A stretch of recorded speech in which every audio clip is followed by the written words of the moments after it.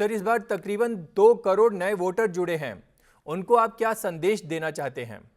हर voter को, और specially जो नए वोटर हैं, उनको इस बात पे ध्यान रखना चाहिए कि उनका भविष्य, कौन सा जनप्रतिनिधि, कौन सी पार्टी, कौन सी सरकार अच्छा बनाएगी, उसके लिए प्रयास करेगी, उसके लिए प्रोग्राम और पॉलिसीज बनाएगी, ताकि वो एक अच्छा जीवन जी सकें। उनको वोट, ये सब तथ्य ध्यान में रखते ही देना चाहिए। किसी भी तरह के कैंपेन या नारे या तरह तरह की लुभावनी घोषणाएं या तरह तरह के एल्योरमेंट्स कि पैसा मिल जाएगा, ये मिल जाएगा, वो मिल जाएगा, इन सब चीजों पर ध्यान बिल्कुल नहीं देना चाहिए।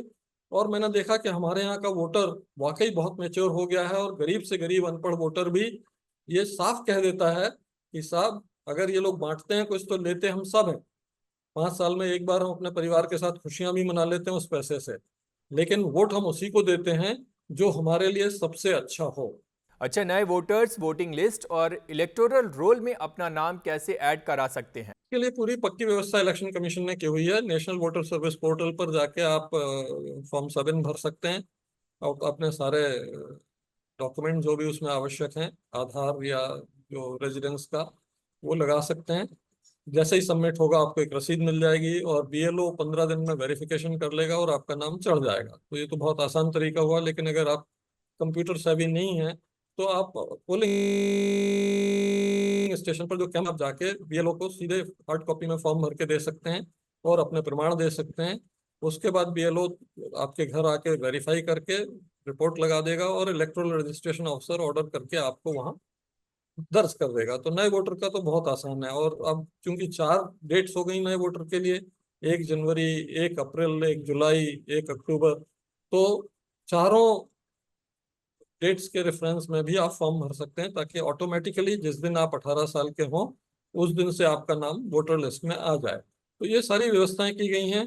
लेकिन ये जरूर है, मैंने न्यूज़पेपर रिपोर्ट्स में देखा है कि इस बार सिर्फ 40% यंग वोटर्स जो 18 साल के हुए हैं, उनने ही अपना नाम दर्ज करा पाया है। सर, अगर कोई व्यक्ति एक जगह से दूसरी जगह शिफ्ट हो गया, तो क्या उसे पहले जहां रहता था अपना वोटिंग लिस्ट में नाम कटाना जरूरी है?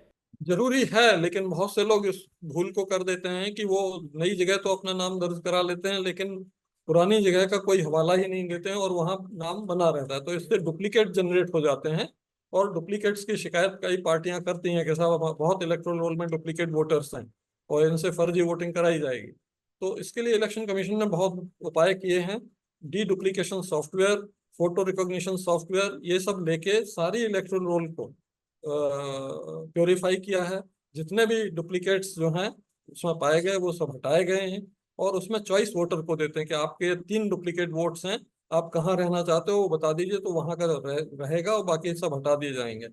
लेकिन अब एक बहुत अच्छी व्यवस्था इलेक्शन कमीशन ने कर दी है नेशनल वोटर सर्विस पोर्टल पर, कि आप अगर वहां जाके अपने को दूसरी जगह, नई जगह रजिस्टर करना चाहेंगे, तो जो आप फॉर्म भरेंगे उस फॉर्म से जैसे ही वो अप्रूव होता है ईआरओ से, तो जो पुराना आपका रजिस्ट्रेशन है वो अपने आप ऑटोमेटिकली कैंसिल हो जाएगा। तो इससे अब डुप्लीकेट्स की समस्या उतनी बड़ी नहीं रहेगी जितनी पहले होती थी।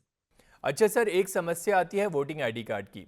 जिनके पास वोटिंग आईडी कार्ड नहीं है वे और कौन सा आईडी कार्ड दिखाकर अपना वोट दे सकते हैं? ये इलेक्शन कमीशन की अधिसूचना में लिखा रहता है कि 13 तरह के और आई कार्ड हैं जो शासन द्वारा जारी किए गए हैं। उनमें से कोई भी आप लेके जा सकते हैं। वोटर आईडी की आवश्यकता उस समय नहीं होगी, और आप कर सकते हैं। तो इसमें जैसे ड्राइविंग लाइसेंस है, गवर्नमेंट ने जारी किया है, पैन कार्ड है, गवर्नमेंट ने जारी किया है, इस तरह के आयुष्मान कार्ड है, गवर्नमेंट का इशू किया हुआ आइडेंटिटी कार्ड होता है। तो इस तरह के जितने भी हैं वो 13 सूची में शामिल हैं, और आप कहीं भी वेबसाइट पर जाके ईसीआई की उन 13 की सूची पढ़ सकते हैं, या आप अपने रिटर्निंग ऑफिसर के ऑफिस के नोटिस बोर्ड पर देख सकते हैं। उन 13 में से अगर एक भी आपके पास है तो आपको वोट डालने दिया जाएगा।